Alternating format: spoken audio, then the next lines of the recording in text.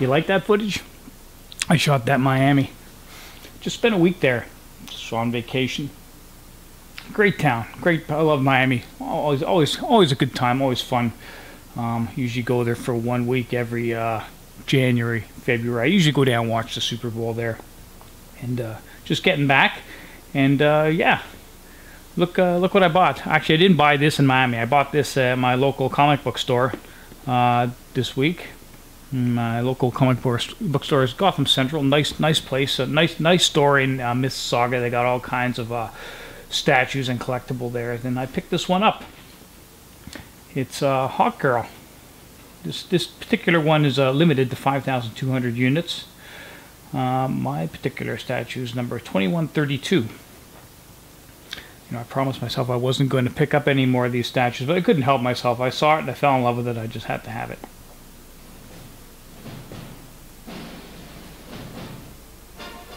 Okay, so this is a really exciting month if you're a Star Wars fan.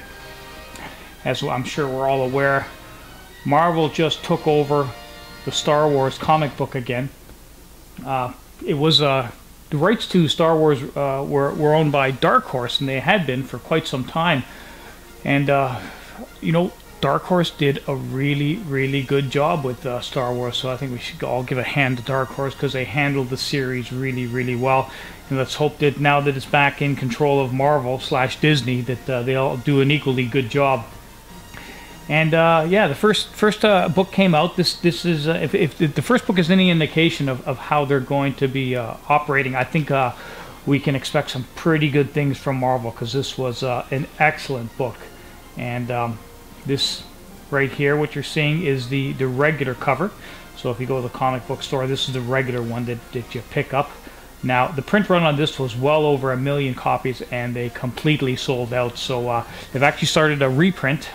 You'll know the difference because of the reprint of Star Wars #1 is basically the same cover, but the white area is black.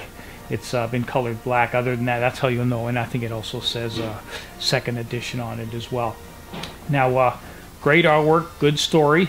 It starts off with a bang right off the bat. You've got Luke, Leia, and Han visiting, I guess, the Corellian industrial cluster, and they're I guess they're under the guise of being an imperial, an envoy from Tatooine who's there to negotiate, I guess, a contract for the weapons factory, and of course their intent is to destroy this weapons factory as it's owned by by the Empire. And this story takes place after Episode 4, so after the Death Star has been destroyed, and prior to The Empire Strikes Back. So it's between Star Wars, the original movie, New Hope, and Empire Strikes Back. So this is where this story is taking place. And excellent. They did an excellent job. I can't say enough about it. Really exciting. Now, I think one of the most amazing things about this series is the number of variant covers they came out with. 100 variant covers in total, which is just absolutely crazy. I think it's just insane. But so obviously I didn't pick them all up. Marvel's doing their best to suck the life out of my wallet, that's for sure. But you know, you gotta be realistic here. There's no way I'm going to collect 100. So I did pick just a few, and I thought I'd show you the ones I picked up. In addition to the regular print, which is what's the first one here? I got what's that? Luke Skywalker. I guess like the original Star Wars toy. It's kind of I don't think this is particular. There's nothing particularly special about this variant. I think the same number of these came out, or maybe a few less than the original. So why I paid $8 for it, I don't know. But anyways, I wanted it. It was there. I grabbed it. The next one here with the Luke Skywalker on the front. Picture of Tatooine. This is a nice variant. It was a 1 in 20. So for every 20 regular covers, they printed one of these. Now, I'm sure you're all aware that the story inside is exactly the same. The only difference is the cover. The cover's different. So it's a 1 in 20 variant. Then I also grabbed the Han Solo with Princess Leia on the front. This, I'm not even sure I like this cover, but it's a 1 in 20 variant, so I figured I'll grab it. What the hell? This next cover, I really do like the Luke on Tatooine shot there. That's a beautiful cover. That's a 1 in 25 variant, if I'm not mistaken. And you know, they had a couple copies there. So yeah, 1 in 25. So I grabbed that one as well. And yeah, I'm happy with it. It's a very nice cover now. And now the next one is the one I think I'm probably most proud of, and it's this one here. Isn't that beautiful? Now, if you look at that, you compare it to the original, like the regular cover, you'll see the differences. That the right side of this is black and white, and then transitions to color on the left side. This is the premium variant. This was very, very tough to get. So if you're a comic dealer, if you own a comic store, each dealer was given 2 of these. So no matter how many you purchase, whether you purchased 25 or 500, you got 2. And a lot of them just immediately went into their own personal collections. But at one of the stores I like to go to, I think it's called Altered States Comics down on the lakeshore there, he had one of these on the wall, and he sold it to me. It wasn't cheap though, it cost me $50, but you know what? I'm so happy about having this. Very rare, very tough to find. Very happy I had this. Now, the only other variant I'm looking for from Star Wars #1, and that's probably going to prove impossible to get, is the Alex Ross cover. The Alex Ross cover is absolutely beautiful. It's kind of a throwback to the original Star Wars #1 that came out in 1977. If you look at the cover of that one and compare it to the Alex Ross, it's kind of like Alex Ross's rendition of that cover, and it's absolutely beautiful. One of the most beautiful Star Wars covers I've ever seen. But you know, you can't. I've scoured every comic book store in Toronto looking for someone that has it, and nobody does. So yeah, these things were snatched up right away. But you know what? You know, the March Comic Con's coming up soon. The 3-day convention. It's a big one, so hopefully I'll be able to pick up a copy there.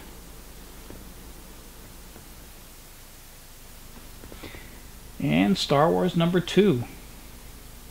It's a nice cover. I don't think it's anything to write home about, but it's still a nice cover. Unlike Star Wars #1, I didn't pick up any variants of this one. Cool artwork though, really well done as usual. Continuation of the story. They're still on the planet trying to destroy the weapons factory. Art's done by John Cassidy and Laura Martin. And there's one particular cell in the book. I think it's so cool.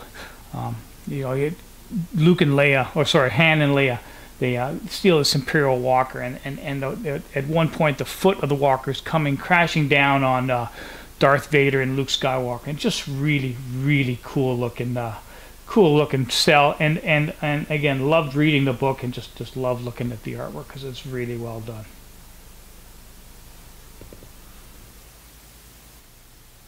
And Darth Vader #1.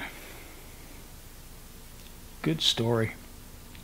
This came out, what, 2 weeks ago? I think the first issue came out. Now, really good story. If you're going to collect Star Wars #1, you might as well... if you're going to collect Star Wars, you should collect Darth Vader as well, because the stories run in tandem. So they actually work together. So if you're going to if you're not going to get Star Wars, if you're going to collect Star Wars but not Darth Vader, you might be missing some of the story, because they work together, almost like a continuation. Now, again, great artwork, really well done. This one, again, don't give too many spoilers, but just give a quick synopsis of the first book, where this takes place after Episode 4. So after the Death Star has been destroyed, this is when these stories take place. So the Emperor is not very happy with Darth Vader. He seems to think that Darth Vader has failed him. He sends Darth Vader on a mission. Darth Vader ends up going off to Tatooine and to speak to work out a deal with Jabba the Hutt and hire a bounty hunter. And the story kind of goes from there. Again, very, very nice artwork. Some of the cells are incredibly well done. There's this beautiful, cell of Darth Vader in Jabba's palace with all Jabba's cohorts behind him. Just really, really well done. One of my favorite cells in the entire book, and good story. Definitely worth picking it up. So if you're going to pick up Star Wars, you might want to pick up Darth Vader as well, because they are going to complement each other. They're going to work really, really well together. Now, for Darth Vader #1, I picked up a couple variants. The first one being this one here, the Darth Vader, I guess the original Hasbro toy that came out in the 70s. So to put that on, very common variant, not like some of the 1 in 25 or 1 in 50 variants you can get, because there are some much more rare ones. And I also picked up this one with Han Solo in the front, a little bit more rare. For every 25 regular covers, they produced one of these, so that's a 1 in 25 variant. And much like Star Wars #1, I was also looking for the Alex Ross variant cover. Impossible to get. Scoured every store in Toronto looking for it. No one had it. So that'll be something else I'll have to see if I can pick up at the Toronto Comic Con in March. 3-day event, so hopefully someone's got it, and hopefully they will not be charging too outrageous a price for it, because you know, I'm very limited in how much I'm willing to spend on a new comic book, that's for sure. Okay, also next month there's another Star Wars book coming out. It's Princess Leia. She's got her own comic book series as well. Now, my understanding is that the Princess Leia comic book series is going to be a limited run. It's not going to be infinite. So I don't know how many issues it'll run, maybe 6, 10, who knows. I have no clue, very little information on that. But it is coming out next month, so I'm looking forward to picking up that as well. Probably going to be an Alex Ross variant for that, which I'm also not going to be able to get, but we'll see. I also thought I want to show you this. This is kind of interesting. You know, I went to the Fan Expo, I think this was 2 or 3 years ago, and Gary Kurtz was there. He's a very rare autograph. He's the producer of Star Wars, so he was, I guess, the money, you know, at least part of the money behind the original the project back in 77, and you know, he was at the show, so I got him to sign my poster, and also I got to sit and talk to him for 15-20 minutes, because you know, no one else was lining up for him, so I thought it was cool. Great fun. Yeah, so yeah, really great guy, very, very nice man, and he just had a really good time. Really glad I got to meet him and get a signature. And Darth Vader #2. I actually just picked this book up last night. Wow, when I left for the comic store last night, it was like minus 25 degrees out there. Unbelievable. Well worth the trip, though. You know, it's a fantastic book. I'm not going to ramble on too much longer. I think I've gone on long enough, but look at the artwork. It's absolutely fantastic. I love the way those stormtroopers are drawn. I tell you, if you're not a fan of Star Wars, I think after picking up this book, you probably will be. Definitely worth grabbing. And like I said 4 days ago when I first started making this video, the second printing of Star Wars #1 was going to have the black background with the exact same artwork, and here it is. This is the second printing. Now, you know, it's not altogether certain that the first printing is going to be worth more than the second, because obviously the second printing is going to have a far lower print run. So I think it's probably a good idea, if you don't have this book, to pick this one up as well, because you may find with time this one actually increases with value. And I actually like the black background. I think it looks really fantastic. Oh, incidentally, there's going to be a third printing coming out next week or the week after, because the second printing is also sold out. The third printing, again, is going to be exactly the same, but my understanding is the third printing will have a red background. So, yeah, for all you Star Wars nerds out there, the third printing is on the way. So you maybe want to pick that one up as well. Anyways, guys, that's it. That is the last book I'm going to do. I've done far enough for tonight. I think I'm all Star Wars'd out. So, once again, guys, thanks for watching. If you liked the video, leave your comments. I love reading them, and I'll see you next time.